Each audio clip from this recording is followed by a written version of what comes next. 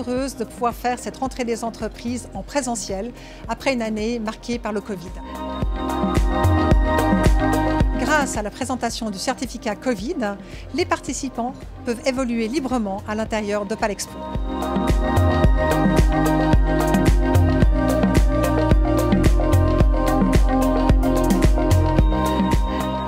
Cette rentrée est à nouveau l'occasion de se revoir, d'échanger, de se rencontrer, de réseauter.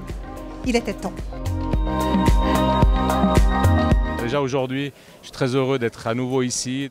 Heureusement, on est dans un espace extrêmement conséquent, donc on peut garder les distances. Que souhaitez-vous aux entreprises en cette période de reprise? Et bien que cette reprise soit solide. Que la reprise se poursuive, pas seulement pour déjà les secteurs qui vont bien, mais surtout pour ceux aussi qui sont en difficulté. Que la campagne de vaccination en cours atteigne ses objectifs pour qu'il n'y ait plus aucune restriction, en tout cas de moins en moins, et qu'on puisse développer ces modèles d'affaires sans contrainte. La reprise économique est au cœur du discours d'Ivan Slakin, président de l'Affaire Genève.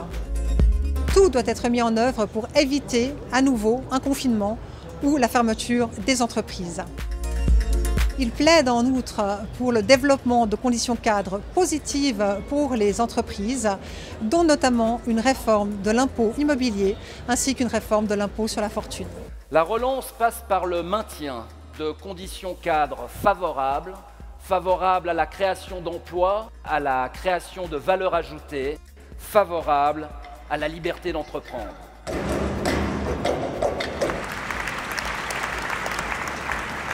Blaise Matet, directeur général de l'Affaire Genève, se réjouit des signaux économiques positifs que sont la reprise de l'activité des entreprises et également des bonnes nouvelles sur le front de l'emploi. La bonne santé de nos voisins, c'est la nôtre. Nous nous battrons pour maintenir une Suisse ouverte. Il rappelle néanmoins l'importance cruciale de la vaccination et plaide en faveur, si ça devait être nécessaire, de l'extension du certificat Covid. Pour lui aussi, il est indispensable que les entreprises ne doivent plus jamais refermer. La première des mesures, c'est de continuer à sensibiliser pour la vaccination. C'est avec elle qu'on a pu reprendre les activités, donc il faut continuer, il faut probablement en faire davantage. Fabienne Fischer, conseillère d'État en charge de l'économie, présente ce soir sa vision de l'économie pour Genève. Elle tient en 2 mots, économie circulaire et enjeux climatiques. En tant que responsable d'entreprise, vous savez combien avoir confiance en l'avenir est important. La confiance vous permet de mettre en œuvre votre stratégie sur le moyen et long terme et de planifier votre politique d'investissement. Elle s'engagera aux côtés des entreprises pour les aider à réaliser ces objectifs qui lui tiennent à cœur.